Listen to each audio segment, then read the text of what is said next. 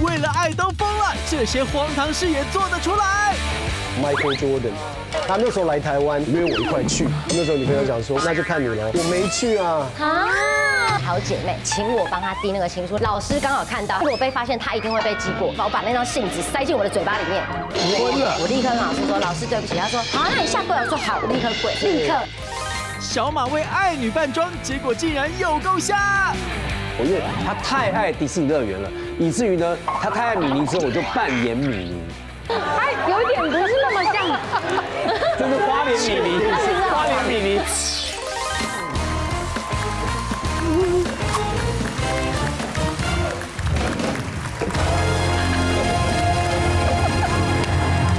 欢迎收看《女王大人》。晚安。晚安。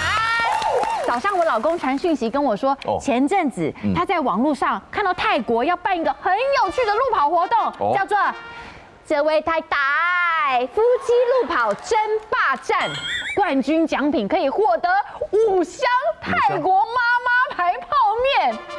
我老公觉得这个太有趣了，然后刚好那个泡面是我们家超爱吃的，我最帅气迷人老公最爱的前缘都开口了。只要他想要，我一定身为他的美艳娇妻，我都为他准备好了浪迹天涯小包包。让我调整一下，好不好？你调整一下。我可以再问你最后一个问题吗？你问呐？你不是说我的拌面是你们家全家人最爱吗？怎么会现在变泰国泡面了？好的。今晚邀请到4位跟我一样，为了爱甘心牺牲付出，甚至愿意做出惊天地泣鬼神事迹的来宾们，到底他们为爱做出哪些疯狂的事呢？欢迎他们出场。首先欢迎好久不见的杰森，欢迎艾荣，艾荣姐，哎呦，好久不见，再欢迎小熊罗一荣，欢迎小马哥，欢迎4位。疯狂啊！这边我认识的疯狂，其实女生我不知道，这2个男人都很疯狂。完全承认，这2个在我的成长过程中必须要疯狂一阵子的。在我的成长的过程中，这2个就是我脑子里面疯狂的代名词。真的，这2个人哦，哎，年真的少轻是这样吗？我都不狂，记得。我是疯了，他是狂啊。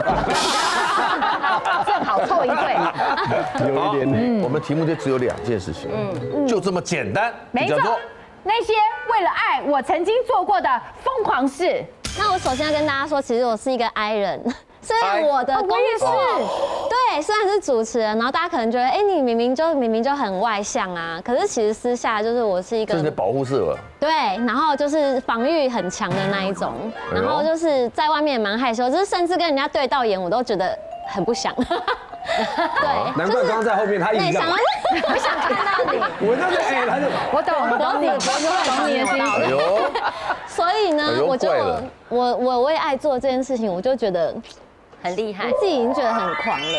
为何男友留回忆，路人面前尴尬晒恩爱？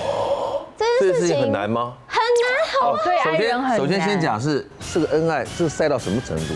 就比如说我们出去的时候，然后我就会觉得每一次都是很棒的回忆，然后我都会很想要留下回忆嘛。但是因为只有2个人，可能也没办法自己拍照，然后就会比如说请路人帮我拍照。那除了拍照之外呢，我还很想要就是拍一些影片的部分。因为不是会有一些很可爱的路人做这么多事情啊！你请路人好太难了。那个妈妈，你到那边拍好了。还有一个专门不能打灯的，这你这样拍的，过来，这样，我们在拍的时候你过来，你这样过来，转一圈，你会这样要求吗？就是会这样子，可是一开始当然不能这样讲，一开始说，哎，不好意思，可以请你帮我拍照吗？然后他先答应了之后说，那可以再录一段影片。天哪，然后要求太多吗？哎，不然会不会拒绝？要为难路人哦。然后有一次录影呢，我们就是可能是录公主抱的部分，然后旁边还一堆人，然后我们就在让公主抱。对，哇，那真的蛮尴尬，的确蛮尴尬的。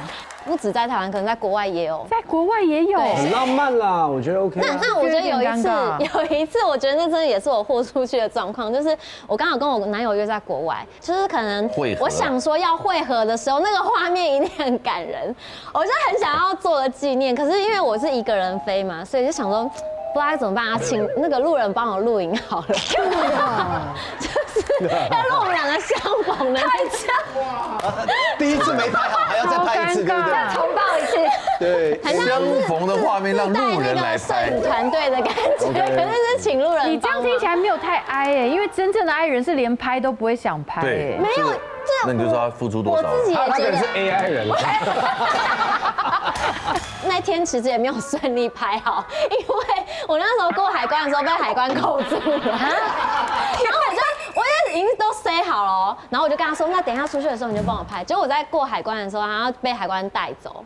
然后所以这件事情，那个人就一直在找我，想哎，这是他刚不知道吗？你是好人呢，要是我就走了。可是他你手机给他，手机在我身上，然后你被海关带走。哦，没有，他在过海关之前就被带走了。哦，直接被带走。哦，他没有帮你拍一下被海关带走的那个。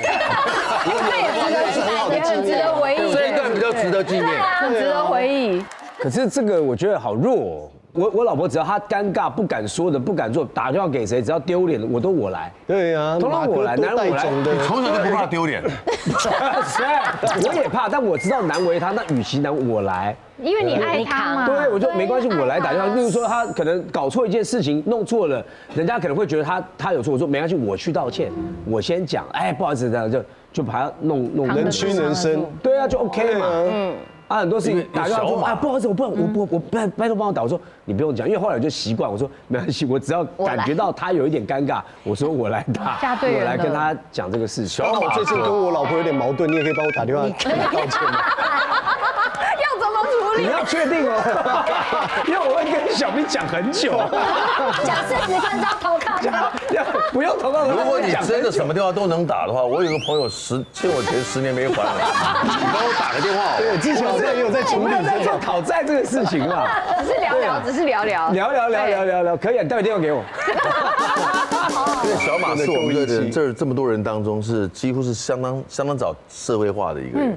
哎，社会化，他出社会很早。对，他比我都还要早。哦，他国中就已经在外面混了。然后他是接高中的时候才开始玩，玩得很疯狂。你等一下，我觉得今天你先来好了。OK。为爱愿意做拍写真对吧？怎么可能？为保护外婆与亲戚互告。哦。可是我的多大的时候？我国中的时候。真假？真的，我国中，而且我国中还比现在矮哦。然后你已经够矮嘞。我国三，因为那是我国1的时候，我是在国3的时候才长到现在这个身高。太感人了。真的。你发育了。我发育了。哎，陈哥，熊熊，我跟我讲，他是他们全家目前最高的。我在我们家不算是最矮，我大姑姑最矮，我大姑姑146。很高哎。对，所以我已经算是偏中上的了。你要娇小啦，娇小。对，然后我那时候因为我从小是我外婆带大的，可是因为其实我们家是算偏传统，就是也不是说传统，就是有孝顺、有礼貌那种家庭，就是哎对哥哥啊、对姐姐一定都是要叫人，要有礼貌。哦，有伦理的那一种，就是哥哥讲什么，基本上叫你去拿水，你就是要去拿水；叫你干嘛就是干嘛。所以基本上我们是不敢忤逆哥哥的。但是因为对我来讲，外婆是最崇高的，因为我们从小都给外婆带大。然后那一次，因为小时候我们我都是跟表哥生活在一起，因为我表姐没有跟我们住，我等于说是我跟我表妹是我唯一阿嬷带的2个女孙子。然后因为我们2个年纪比较小，所以外婆有时候可能表哥买了什么东西，她看冰箱，她就会拿给我们吃，那我们也不知道，我们就吃了。对，然后有一次真的是因为我们小时候可能从小就这样，我表哥可能积怨很久，然后有一天他打开那个冰箱，他发现他想吃的那个东西不见了，吃掉。然后他就问我阿嬷说：“你是不是又把那个东西给他们吃？”我阿嬷就讲了一句话，可能那一句话让他很生气，他就说：“我阿嬷说，你是哥哥，让他们吃一下有什么关系？”他直接嘣爆炸哦！重点是我表哥189公分，而且那时候已经是大学了。然后呢，189公分之外呢，他是破100公斤，他100多公斤。然后他做事，他要敲我阿嬷。家的人怎么都长这么极端呢？他要敲我阿嬷，我阿嬷比我矮，我阿嬷154，然后也是那种超级瘦这样子。然后他就说：“你买才盖弄公仔这样子。”然后他这样子的时候，我就说：“我就说你们冲啥这样子，我就直接把我表哥的手这样架住，我就这样抓住他的手。可是我其实非常胆小，嘴边还有那个麝香葡萄吗？3000多块买麝香葡萄，还在你干嘛？喵喵喵喵，你吃，都在吃最贵的，很有画面，最贵的，他是既得利益者，既得利益者。我也不知道我哪来的勇气，我让给他架住，然后表哥就把手这样挥开，就说像啦这样子，然后还这样子把那个椅子这样子踹飞哦，不知道在气怎样的，就是神经病，你知道？我不知道哪根，可能那个玫瑰童年也看太多，我直接去厨房拿一把菜刀，我把我外婆挡在后面，我说你卖惯这样子，我就说来这样子，对，然后我就这样乱挥，然后我表哥也吓到，他很觉得他妹疯了，对，然后不要脸跟不要命的最可怕。对我那时候是真的觉得我可以为我阿嬷当死哦，我真的觉得没关系，我就今天死了，我做鬼我也不会放过他，这样子我就想说，你的情绪就这么极端吗？那我确定0到100，我确定了，你是玫瑰童年看太多，不是这个看太，就是戏说台湾看太多了，没有啊，台湾灵异事件看太多，大概就这一类的。我后来我就直接打电话跟我妈讲，我就说哥哥就是发疯这样子，然后我就叫，但其实我自己也发疯了。我妈后来就了解了之后，她就跟我阿嬷跟我表哥的爸爸妈妈讲说，我觉得你们不适合住在这里，他就叫我们。后来我表还把人家真赶的走，我表哥他们就搬出去住啦。然后我们到至今哦，从我国中到现在，我们都没有再见过面，哦，这是直接断绝联络啊直。接老死不相往来了。对啊，连我就是他爸爸走的时候，都只有我妈妈一个人代表去看，然后你现在还在这边讲他的，我还在恨他。我本来刚刚想劝他，就是说你确定要讲这一段，因为过年搞不好大家会碰面。不会，我们但确老死不定碰面相往来。我的这个呢，其实讲我自己本身个性，我也算是一个 I 人。啊，骗人！所以爱的爱吗？真的吗像？AI 的 AI。刚刚对面一直在看我，都不好意思跟他对到眼。好，没有啦，是我找他讲话的。但我觉得我国中的时候讲，真的好吧？现在可以讲真的吗？我国中的时候就是觉得开始交很多朋友，然后又喜欢打篮球，然后就是一个很有义气的一个男的。但是呢，我那时候交往的一个女朋友，她怎么是给我另外一个？我以为我第二个故事要先讲。好，要不要先贴回去？那个交海年这么撕了就撕了，撕了就撕了。我本来我们没有这种来宾的啦。当时我就喜欢打篮球，我交了很多的朋友，所以为了孩子，所以我了解很多孩子们的长大的过程，他们都很希望做任何来宾事情，认真一点啊！他们都很希望做很多事情要有仪式感。所以，我生了孩子，在我小时候最好的印象当中，就是喜欢过生日啊，过圣诞节。转回来了是吧？我不确定我有没有，我不管尽力。怎样，他硬转啊，他硬发夹我觉弯了啦。得我听清楚了，你说打篮球怎么样？那是还没转回来之前，那是下一个故事。好，小吧，对不起。因为我觉得啊，那个生了孩子之后，人的责任就变得不一样。我做爸爸的，我觉得我尽量能做的就是让他们每一年的生日都有感觉不一样的心情、不一样的气氛。爸爸是很认真的在帮他们过生日，所以他们从小到大每一年的生日，我都在我们家后面会布置不一样的主题、不一样的气氛、不一样的气球。好赞哦！虽然很不环保，但是我觉得，因为他们3个孩子嘛，1年就要3次。有的时候我妈妈看了也觉得啊，你对孩子还好，我也觉得我要对妈妈好一也羡慕了点，也在做第4个。那我姐姐也来过生日，就第5个，所以常常你要布就是置5次，就是常常会在家里面一直布置不一样的氛围跟气氛你要。不要开一间公司啊？对啊，气球派对，办生日唐志忠是很少数在家里面，因为他家里好几层嘛。对，他在那个整个家里面吃饭是休憩空间里面，再进到他们孩子可以看一个视听室，这个过道呢，他把它变成了一个 photo call， 你知道吗？什么叫 photo call？就是照片一些活动啊，你会在那边有一个可以有个背板。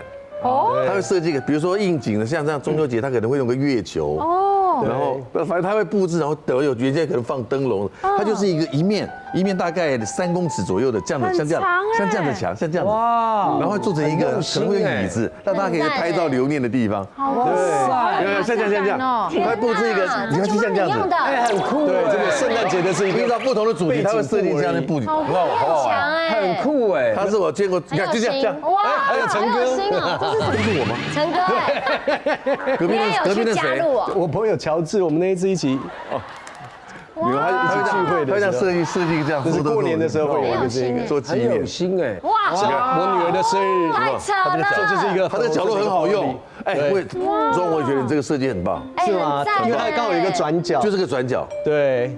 然后我女儿每一年的生日，哇，好幸福哦！对啊这是儿子的生日。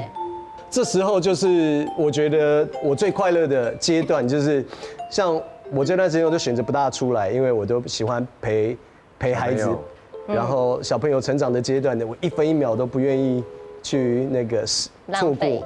但我不晓得他们是不是这样想，这是你15、20年前想象得到的画面吗？完全想象不到。不可能。因为我觉得我爱这个家，我也爱我这个老婆，就连买菜啊、接送孩子啊，然后研究家里要吃些什么啊，都是我主动。不是说我老婆不愿意哦，她也把自己生活安排得好好的，但是都是我主动。我常常在 Costco 自己买菜。我常常在内湖 Costco 看到你。哦，对啊。表示是真的，对是真的。后来因为疫情的发生了之后，我太太也觉得她想要做菜给孩子吃，然后他就开始研究做菜。他从一开始炒那个什么青菜配黄豆那种我吃了就不好吃的东西，暗黑料理。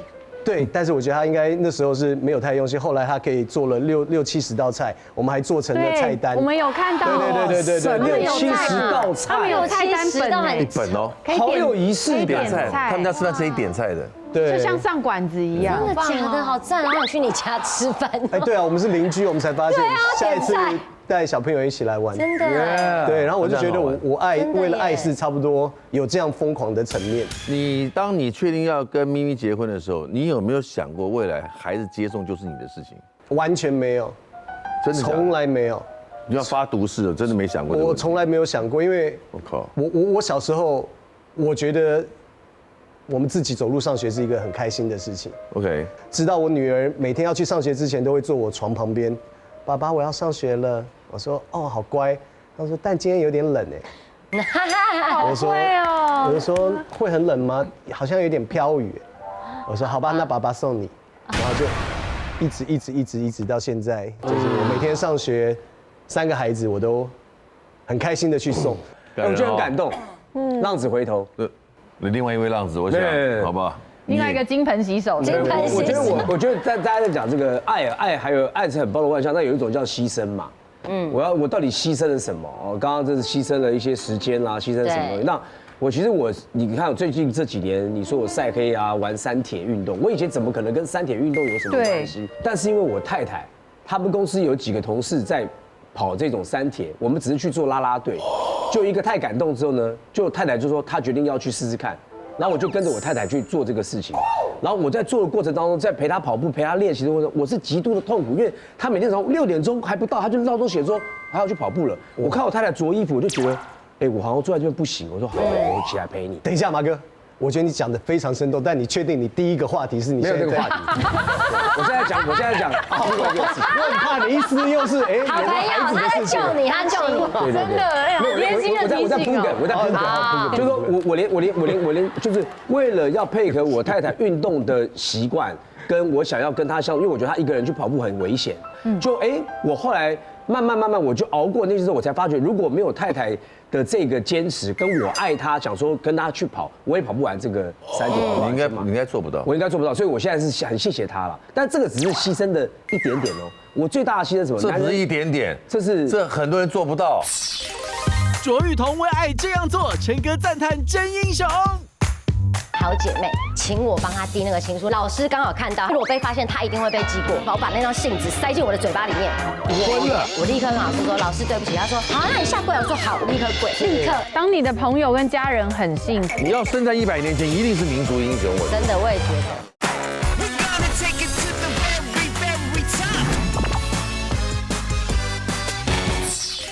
但这个只是牺牲的一点点哦。我最大的牺牲什么？这不是一点点，这很多人做不到。对啊，这是体力活了，体力活。但我觉得男人最重要，除了家庭之外，最重要就是事业。我是可以为了我太太。来喽，来了。哦，不要工作。对，不要工作。你是因为这样，而且我当时背负了一些莫名其妙的一些给我的一些答案，就说什么我身体有问题。说我心脏有问题，说我什么各种的理由，就是说为什么会离开外景节目，然后说什么，然后到后来就我。就是把我手上唯一一个节目就辞掉了之后，很多人讲说啊，什么我演艺圈什么走下坡，就各种的东西我就要承受。但为什么会有这样决定？是因为我当时跟我老婆在交往的时候，我那时候还在世界第一等外景，所以我跟她交往的时候，偶尔这样子回来放假的时候可以跟她相处。但后来拍这个，我就跟我的电视台讲说，我觉得这样下去我没有办法，因为我常常出外景，我没办法结婚，麻烦请让我回台湾。后来电视台就说好，那就弄一个台湾第一等，然后我就做台湾第一等。那个时候我买了一个房子在深坑山上，我觉得我一个人，对，唐中去过，我那时候讲说，哎，不要买台北市好贵，我觉得我住在山上，我一个人，反正我回来的时候我就住山上，视野非常好，我觉得我把自己的房子弄得很漂亮，我觉得很舒服。可是那时候他跟我交往之后结婚，我们就住到山上去，他就跟我住到山上去，然后呢，我常常要出外景，一出去台湾地的5天，他就一个人要在山上。他就会很慌，然后我家那个窗户打开就是树，他说晚上看到很多的人在晃，我说那是树，他说那是人，我说那是树，他就很紧张，然后每天都有很多的各种的不安全感跟情绪。我说但这样不是办法，好，让我想一下该怎么做。后来想说好，那我们来找台北市的房子总可以吧？后来找台北市房子之后呢，也是不行，因为我常常要出去外景的时候，他会，例如说他突然间找不到我人，他会没有安全感。好比说我要去一个地方，我要拍一个东西，我是没有带手机的，我可能要先跟他讲说，我大概3个小时之内你会找不到我。你如果这个时间打电话给我的话，我可能没办法接哦。可是我发觉他会有点紧张，那就代表说我太太是属于在这个当中比较有焦虑型的，也有分离焦虑，有分离焦虑，还是对你没有安全感，都有，一定是跟我也没有，因为我们是交往半年之后认识半年，交往半年之后就结婚嘛，蛮快，在1年以内就结婚了。然后我认为，我那时候察觉到说，如果我这样下去的话，我会跟我太太的关系会很差，因为我常常出外景就要面对要处理很多的。那时候也已经信主了吗？信主了，我要处理很多情绪的问题，因为他不是我不能怪他，因为那个情绪是就他会产生的，会不安全感或干嘛。我就一直在祷告，我都有祷告，我说神怎么办？然后我第一个想法是说好。我找到答案了，就是次序要先拿回来。我现在最重要的已经不是事业这件事了，我还有赚钱的方法，但是这个外景会卡住我的家庭关系，所以我就主动跟电台的老板说，我说我没有办法继续做了，因为我必须要顾我的家庭。电视台有胃流，也一直问说你这个东西 OK 啊，我们就要想办法帮你安排，就是他们工作人员先去，你到的时候呢，尽量让你当天回家，都已经这样巧了。我说哇。还是有点问题，因为这样来回高铁，对，来回高铁你们的成本也比较高。我说那还不行，我就辞掉，我还去做。反正我觉得我辞掉工作之外，我可以去上通告，还有一点收入可以做，我还有别的投资，我觉得 OK。那我就做了一个最大的一个牺牲，就是把我手上13年的节目，算13年的节目，拿了一个奖，拿了2个奖的节目，对，就直接说我不做了，不是不好。是成绩很好，是做了不同的选择，做了不同的选择，我真的很心里面非常非常难过，因为我突然间从一个有主持人身份到你就没有这个身份了，你就直接下来回到家庭里面去，很痛那很痛，因为那时候并不知道做出这样牺牲会有现在的好结果。我现在跟 Jason 一样，我每天要送我女儿上课，我还很珍惜送她上课那个时间，对啊，我常常牵着她的小手，然后开着车，然后看着她，每天跟她讲爸爸很爱你。然后我知道，然后爸爸跟你讲个秘密，他说我知道你爱我。然后有一天我就语重心长，外面下着小雨，我就牵着我女儿手说：“爸爸问你一句话，有一天爸爸老的时候，你真不会不理爸爸吧？”我女儿就看看窗外不回我，我就说她怎么那么冷漠？后来我女儿慢慢的回过头来讲说，她说：“你每天都说你爱我，我怎么会放弃你？”哇塞！我觉得天哪，那个手抓紧紧的。后来他说爸爸很痛，然后我就手慢慢放。他多大？现在天6岁。哪，好感人。6岁会讲放弃这2个字。对，他说我不会放弃你的，因为你每天都说你爱我。哇塞！然后我就觉得，因为我把那个东西投入在那个，就是说爸爸帮你就是擦屁股，因为从小到大我跟我太太的分配，就是她有自己的事业，所以我说如果我是一个自由工作者，我在家比较多，我说那我就来。包括说小孩子只要是臭的脏的我就来弄，所以我很喜欢帮我女儿换尿布，把屎把尿，我还帮她吸过鼻涕。那时候她小时候过敏性鼻炎出不来，还没有那个吸鼻涕的机器，我真的就是小时候好像是这样，我就直接用我的嘴巴去把她鼻涕吸出来，再吐掉那种。然后我女儿气喘，因为我是气喘儿嘛，我小时候气喘，我知道气喘是要坐着睡，你比较不会喘，可她怎么可能坐？她那么小，我就抱着她。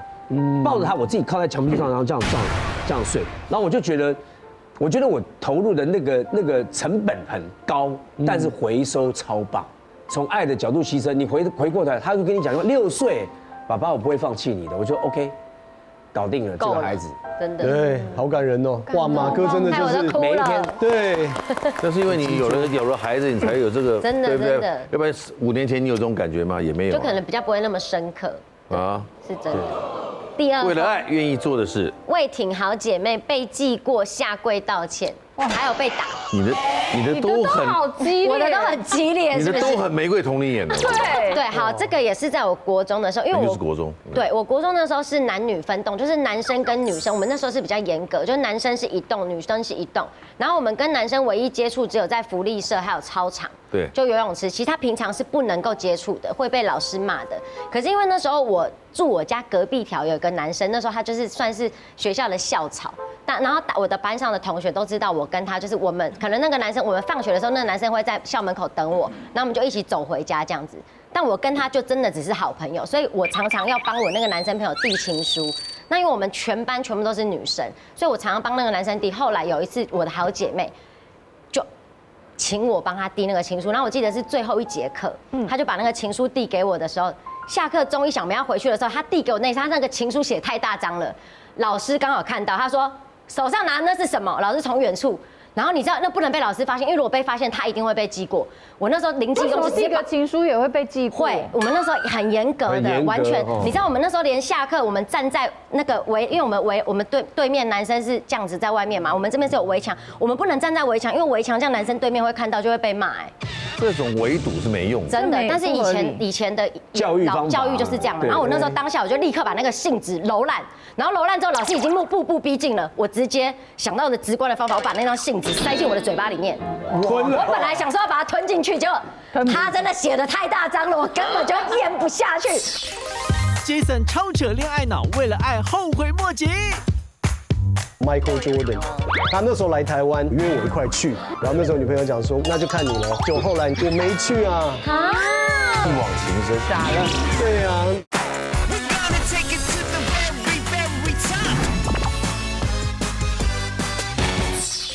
我本来想说要把它吞进去，结果他真的写的太大张了，我根本就咽不下去。我最后，然后老师快要走进来的时候，我就偷偷把它抓起来。那因为好险那时候是冬天，我把它藏在袖子里面。然后老师一过来就说：“干拿那什么东西？”讲老师超疯的，我就真的没有，真的没有。然后我就做一个这样挥手的动作，就完全超明显呢。对我故意的，因为其实我还抓在手上，但是我就这样一挥，然后我就说我丢下去了。然后老师，我们班上有42个人。老师留1个人来顾我，叫40个人下去找那个东西。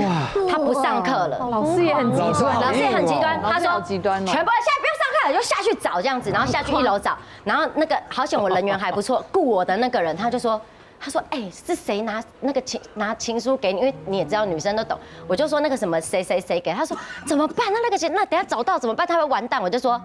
在我这里，我抓在手上，然后好险假丢是不是？假丢，我故意的。然后好险，我那时候胸部已经发育了，这个是很好用的地方。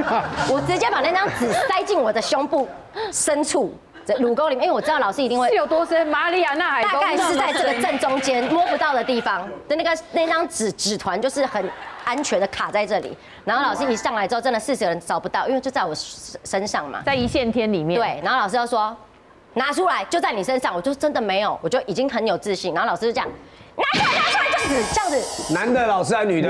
女的，然后就不然呢？女的啦，对，不然会违反。结果他有发现吗？没有，因为然后他就是因为他又很大只，我那老师也是比较有点肉壮这样，他就有点就是因为他很激动嘛，就是我的背还被打2、3下这样子，就真的会痛的那种，但是我都忍住，我都没有把我朋友的名字供出来，够义气。对，然后后来老师就直接气到打电话给我妈，就叫我妈妈来学校。小事到底有什么好？对，很夸张，对不对？是不是很浮夸？对啊。然后呢，后来结论就是，因为我的国中成绩已经不是很好了，如果再被记过的话，就好像会蛮惨的之类的，我不知道。留校察看这一类的之类的。然后我们那个学校又是蛮好的学校，所以那个有个那个国中会有一个叫辅导长，以前会有那种辅导老师，他就跟我讲说，他就循循善诱，比较温柔，他就说。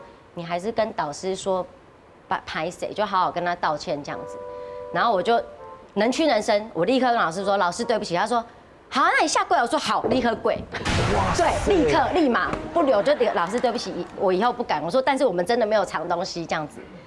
后来下课了，我还是把那一张卡在我胸部的信纸递给我那个朋友。那张纸待过你身上很多地等一下方。递给那个校草邻居，对，递给那个校草邻居，然后他还说怎么那么皱，我还跟他讲了这一长串的故事，我说你们最好在一起，但他们还是没有在一起。哇，对，他因为这样在一起，你疯了。对我那小时候嘛，小朋友觉得说我已经为你们做成这样子了，要在一起吧，这样子还是没有，都已经过水过你的沟了，对啊，进我的嘴巴又进我的沟。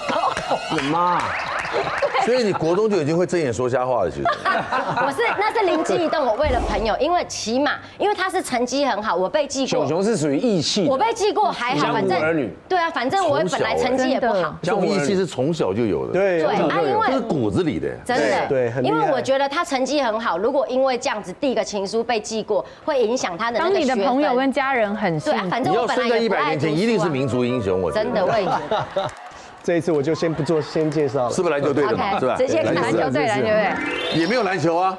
他说他爱打篮球，然后什么这个开始是为女友出面劝架，公亲变事主。哦，那时候我也差不多国中的时候，男女之间就是也是搞不大懂。刚刚开始也对人家有好感，人家也觉得对我有好感。那时候我又在篮球队有很多朋友，他就跑过来跟我讲说，他们班上有一个同学被欺负，现在在厕所被打，就希望我可以。那时候男女合班吗？那时候？那时候男女合班，男女合班，希望我可以找。但你那时候已经是校园里的风云人物了吧？不敢说风云，就有一些朋友在身边。哦，他有有一些黑白两道的他有养一些小弟啦。有啦，黑白两道，人面广，人就是面广。因为打篮球，所以有很多朋友，所以我们就一进去到里面，然后就看到他班上的那个同学我也认识，就捂着脸已经被打了，男的女的？被男的打巴掌吗？还是对被打一拳哦，然后打他的那个人，我们就对他不客气，我就说你怎么可以这样打人？怎么办？我们就瞧讲最公平的方法，不然被打的这个你打他打回来。然后那个打说为什么？大家朋友们起哄，哦，你打人就打回来。我也觉得我是很有义气嘛，对不对？然后他就瞄好，要打的时候，那个打他的人就往后闪，那一拳就打到我脸上了，脸配眼睛哦，就整个黑眼圈就上来了，淤血，我气死我。我帮你打我，然后我就很生气，只要就挡在我前面的就是那个请我去帮忙的那个女生，我当时的女朋友，然后我就到底要想怎么办呢？要把她推开来打回来呢，还是要有够风度？但后来想一想，人家也不是故意的，对。然后大家说算了，我们就灰头土脸的从厕所离开了，一整天就听到其他隔壁班的传说，今天唐中被打，被谁打？被那个看起来很挫，怎么会打唐志忠啊？然后就我在学校被传开来，就是可是这样感觉蛮帅的啊。怎么会帅？对男生来讲，因为他没有还手，因为他被打了没有还手啊。没有在那个小孩子的时代，不会想这样叫帅，只会想要取笑他。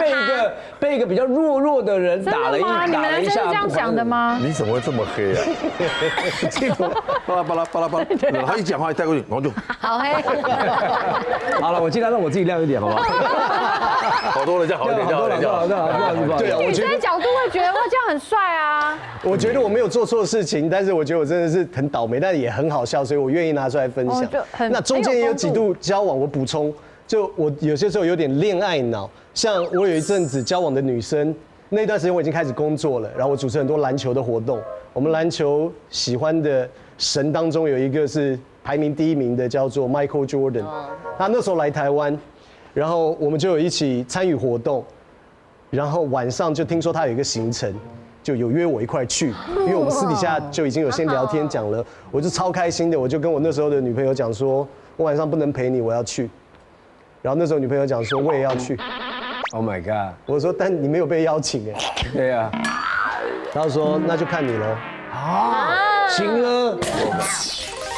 艾荣为姐妹爱爆哭，形象全毁，还留下把柄。他就是那时候把他身边的也是男生好朋友，然后介绍给我。那时候工作太忙，就是没有办法及时跟他更新，他就会觉得说我是不是就是有点见色忘友，那时候就有点渐行渐远，就跟他说，我说我真的很在乎你，然后哭到是鼻涕一边喷的那一种，旁边的朋友还有帮我录下来，边哭边补妆。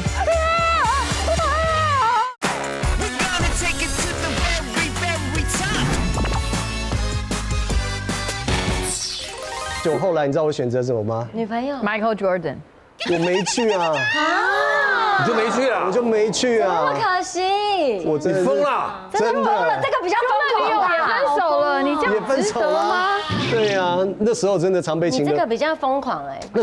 那时候还有一个港澳台的一个天后的一个女生，然后来台湾也找我出去一起玩，然后后来也没去，也是因为她。 Oh my god！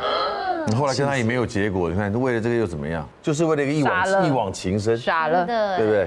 以为那叫真爱。 Michael Jordan， 啊，对啊，绝对要去的吧？对啊，为了挽回友情，然后不顾形象的，因为其实我是一个偶这崩哭大包。哭有什么？这很正常嘛，包女生都会哭。因为其实我的好友就是5根手头数得出来，就是很少的。因为我平常就蛮宅的，所以那一定要挽回，已经没有朋友，当然要挽回了。对，但是没朋友，你知道吗？她也是啊，她没有闺蜜，一天到晚说我有存量也是在对， 3就个以那1、2内吧，差个。不多。对，那如果你们发生一些小误会，就会觉得。你就会很难过，然后不管做什么事情，就一定要把它挽回来就对了。那个时候为什么会有一点小误会，就是因为，我就是他知道我单身很长一段时间，因为我是一个蛮宅的女生嘛，所以很难得可以就是认识男生的机会。那他就是那时候把他身边的也是男生好朋友，然后介绍给我。然后呢，我们就那时候就有开始约会啊，然后出去吃饭。那因为可能我那时候工作太忙，就是没有办法及时跟他更新说，我们现在就是可能有出去，因为女生不是都很需要对方跟你更新最新状态嘛。那因为那个男生也是他的朋友，所以殊不知那个男生就是可能当下都有马上回报他，他就会觉得说，那我是不是有点见色忘了？可能就是因为跟着男生出去，然后所以就会忘记他，然后跟他分享。然后也因为工作忙碌，所以我们那个时候就有点渐行渐远。但我自己心里就是会觉得很难过，怎么会遇这种事情？对啊，对啊，就会觉得很不值得哎。然后到后来就是有一次。我们大家一起出国，一群女生，到了就是可能出国我还记得那个时候在韩国，有去夜店小酌嘛，然后就大家可能都打扮得很漂亮啊什么之类的，然后我就突然一个情绪啊，我就直接就跟他说，我说我真的很在乎你，你知道吗？然后我就直接放声，就是忍不住整个大哭爆哭出来，然后哭到就是鼻涕一边喷的那一种。旁边的朋友还有帮我录下来，被笑到最后，我朋友真的看不下去了，他就说：“拜托你以后哭的时候可以哭，就是妆不要那么花，就是不要脱妆。”那怎么做得到？我说这怎么可以有哭了不控制啊？脱妆的，怎么可能有这种东西？但是我朋友呢，边哭边补妆，这是一个方法。对，边哭而且边因为她是空姐，所以她就是他们不是化妆到很长时间嘛，对然后所以她就拿出了她就是有在使用的一个光圈蜜粉，然后就这个蜜真的有粉这种东西？真的有这种东西，我跟你说，之后哭我知道了完全不脱妆，很就你哭好用。完还是很美。但我觉得他那个蜜粉的广告它非常超级防适合用这水个。防油，真的。就是一边哭然后一边那个。对，我觉得那个广告就是用这个，你可以跟我很好吗？然后这个完全就是发生在现实对，大当中，家一定不想要用。真的是这个样子。闺蜜膏，它就是主打可以持妆一整天，然后不脱妆，而且不泛油，然后不卡粉。然这么好对，而且呢，这个蜜粉呢，它真的在网络上人气超级高的。那今天呢，我就要带来分享给大家。来，就是这个光圈蜜粉，而且呢，它真的是卖太好，一直缺货。甚至呢，网络上还出现了一些仿冒品的部分。这个呢，就是创办人克里斯以及丹丹的光圈蜜粉。光圈蜜粉，对，这个品牌真的是蜜粉界的大黑马。怎么说好用？来说给大家吃，所以大家知道，所以呢，我接下来就要马上展现它的超强定妆的效果给大家看。大家可以看到这边是口红嘛，那我在我的手臂上画上口红，其实它就代表了我们那个粉底液的一个概念。那口红它比较显色，因为我这个口红呢，它是你随便一沾就会在手上的。有看到吗？这边有会这样，对不对？看到你先上去，随便一我看到沾就会在手上。好，那我先铺上我们的蜜粉。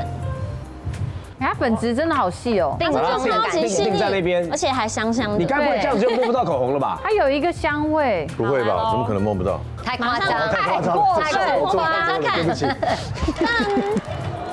手上完全没有口红，对，完全不会一个粘起来薄膜吗？像是一个薄膜，它就像定妆的感觉，它超级定妆。对，定妆的。你看一下另一个哦，这太奈米了吧？可是它一点都没有粉感呢。这样比较是不是？你看一下我的手指头，有感觉出来，感觉出来。对，定妆效果超强。哇好，那接下来呢，我要示范的就是喷水的部分。喷上水了，那通常这个样子呢，我拿一下我们那个化妆棉的部分来沾一下，看一下，上面是完全不会被粘起来，真的很干爽哎。另一只手来沾给大家看。好，直接有哎，沾的红色的。好，那接下来我还要进行一个非常厉害的魔术变给大家看。哦，我现在前面呢就是准备一个玻璃杯水，好，然后我要倒入我们的光圈蜜粉。因为呢，我要来让大家看它到底有多防水，它没有下去，它不会溶于水哦，不在水上。没错，好的，好，那我的手指呢，来放下去测试一下。哇，有个膜哎，见证奇迹的时刻，是不是包住了？对，它整个就是有一这太夸张了，这太夸张了，太酷了。好，来更夸张魔法要来喽，你看一下哦，大家可以帮我喊3、2、1吗？好，3、2、1，哇！直接吹起来，所以他的手指是干的，他的手指是干的，水力超级强，这个粉太神奇了。你要来试试看。而且它皮肤那么黑，看起来效果更。一定很呀，好奇怪的感觉，好奇怪。那你吹吹看，你吹吹看。哇！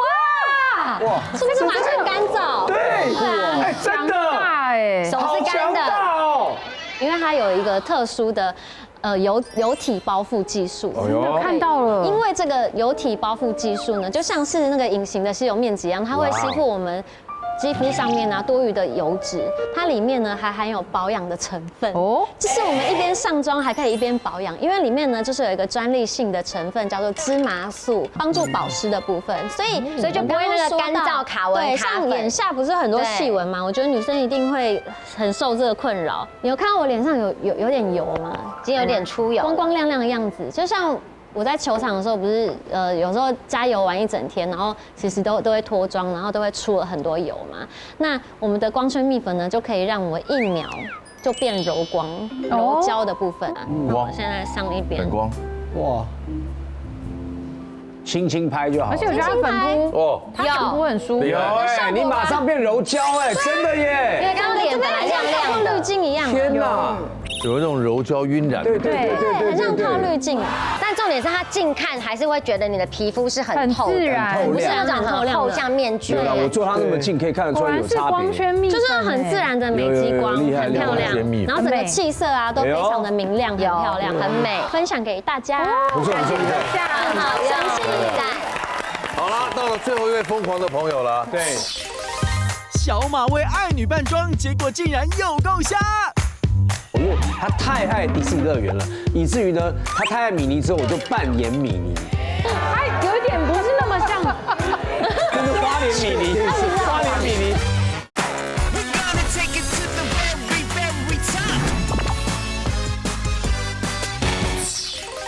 前面是为了太太呢辞掉工作，后来为了我女儿，我什么事也都干得出来。对，因为刚刚这个 Jason 帮女儿办 party 嘛，我也是帮我女儿办 party，也会参加别人的 party。然后有一次参加这个朋友小孩的 party，人家请了一个人来扮那个玩偶啊，扮那种玩偶。然后我去看我女儿，那时候她才3、4岁吧，她眼睛这样，好羡慕的眼神。然后呢，那一年的我记得是圣诞节，然后我就决定说我要来办一个。给我女儿，而且我也不告诉她，我说我们今天会请个特别的嘉宾来哦。然后我女儿超级爱米妮，那个米老鼠的那个另外一个米妮，对。所以那天呢，我就去扮了米妮。你扮米妮？对，而且我带她去迪士尼啊，一年带她去7次，家境太好了。不是家境好的问题，其实我们很多时候是我们所有购物的东西，我们去换里程。换里程，换。我们把所有人的东西都说你们累积在这边，所以是用方法。但是我跟我老婆讲说，我说在我小孩子没有进小学之前，能带他出国就尽量出国，因为以后我们没有机会带他那么常出国，所以我就那一年啦，那个时候他才4岁，我就带他一直出国，因为他太爱迪士尼乐园了，以至于呢，他太爱米妮之后，我就扮演米妮。哇，有 VCR 了，我有扮演。好可爱哦。对，而且一个米妮不吓人吗？对，我跟你讲，我这个米妮确定是仿冒的。仿冒的，对啊，盗版。它有一点不是那么像，这是花莲米妮，花莲米妮，花莲米妮，东台湾米妮哦。但他很开心，他还说谢谢。那天是因为那天我记得好像是圣诞节还是什么，他好开心哦。对他好开心，可爱。对啊，他很开心哎。全场轰动。对，而且我还不能够告诉他爸爸去哪，我那时候讲说哦好，那等一下嘉宾就要来喽，爸爸去看他来了没。我从我家后门车库绕到外面去，从巷子冲到那边去。我觉得邻居看我怎么会有个神穿的米妮，然后到家门口按门铃，然后进来，为了要给我女儿惊喜，为了让她觉得说，哎，我爸真的为我就是办了一个。对啊，后来他知道了，因为他大一点的时候，我就跟他讲这个事情。但是我觉得在他的小孩子心里面，他是觉得爸爸有用心帮他做这件事。所以迪士尼最主要他是为了米妮去，他是为了迪士尼啦，这才真的米妮。为了迪士尼之后呢，然后他喜欢米妮，我们就带他去看米妮，然后排队。脸比较正常。 Elsa， 我也会扮哦，你不要开玩笑，而且我会用那个光圈蜜粉。OK， 看起来全身都擦，脖子还有身体都要擦，不然有色差。就是基本上，我觉得我女儿喜欢的，我认为我相信 Jason 也做得到，就是觉得没有差了。没错，对，非常这孩子在你这样的细心灌溉之下，这么小的年纪他就已经告诉你他不会放弃你了。对，你的付出已经他感觉到了。对，谢谢。在爱的环境下，不知不觉你的心啊，会无限的宽广，那感觉很舒服，那就是一种力量 ，the power of love。哇，女王大人，祝我们下次再见 ，See you back。谢谢马哥，谢谢大家，谢谢。